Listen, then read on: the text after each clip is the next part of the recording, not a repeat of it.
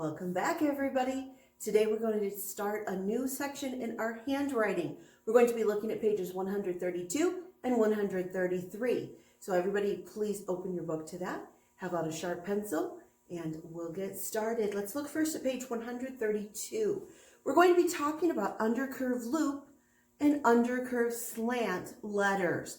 Specifically, look at the top of 132. We're going to be doing first undercurve loop. And it's exactly like it sounds. It has an undercurve and a loop. These three capital letters have different kinds of loops though, if you look at them. Look at the first one. That first letter is a G. That first undercurve loop starts at the bottom, comes up, and loops like that. Would you trace that on that capital G? And then on 132, we have an undercurve loop with a capital S. So it starts undercurve, loop, but it goes that way. Would you trace that, please, on that capital S? And then we have an undercurve loop on the capital L. This starts in the middle. So we have an undercurve and a loop, and it's going to go in that direction. Would you please trace that on the capital L? Then I'd like you to do the rows of undercurve loops. Trace those and write those. Remember, you start with the undercurve, so start at the bottom.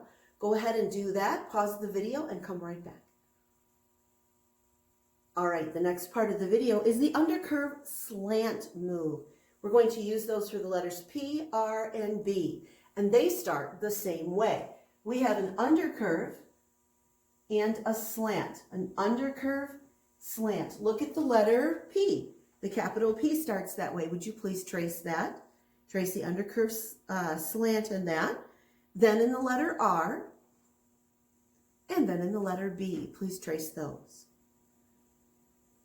Look at the next two rows. We are going to trace and write undercurve slant strokes. Please go ahead and trace those. Pause the video and come right back. All right, everybody, we're going to look at page 133. We're going to talk about the capital G. Now, when you first look at this, this might look a little intimidating, but you know what?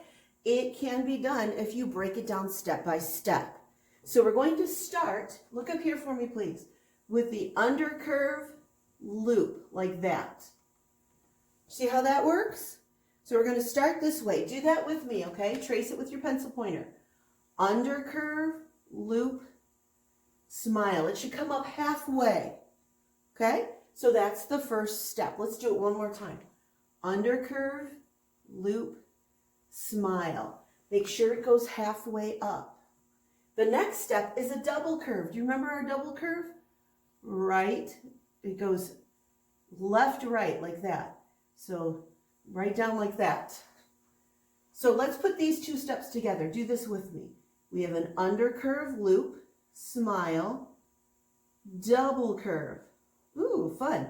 Let's do it again. Undercurve, loop, smile, double curve. We're almost there. The next step on there is a curve up. So we're going to start down here and we're going to go all the way over and a smile. Going to come all the way over and a smile. So it's how we're going to put it together. So trace this with me up here. Let's talk through it. We have an undercurve loop, smile halfway up, double curve, undercurve, curve, and then a smile. Hey, you just did it. You just wrote a capital G. Try it with me one more time up here on the board, please. Undercurve, loop, come up to a smile, double curve, curve over, and a smile. Make sure it comes back inside. Don't go too far over. Make sure it comes back inside that capital G. I'd like you to go ahead in a moment and trace those three rows. Trace one row and then write two more. But before you do, I want you to answer a question. Does the capital G connect with the word that it goes with? It does not, does it? What is the name of that first proper noun there? That is Georgia. Georgia is a state down by Florida, isn't it? That does not connect the G to the E. The next one is Glendale, and that's a city in several different states. And then we have Greta, which is a name. So you are going to trace Georgia and then write Georgia. Same with Glendale and Greta. And then let's look at our sentence. Gil grows great peaches. Gil is a name, sometimes short for Gilbert. So you are going to trace the sentence and write it. So let's go back and review. You're going to do 3 rows of G's. Then you are going to trace and write Georgia, trace and write Glendale, trace Greta and write it. Then you're going to trace the sentence and write it.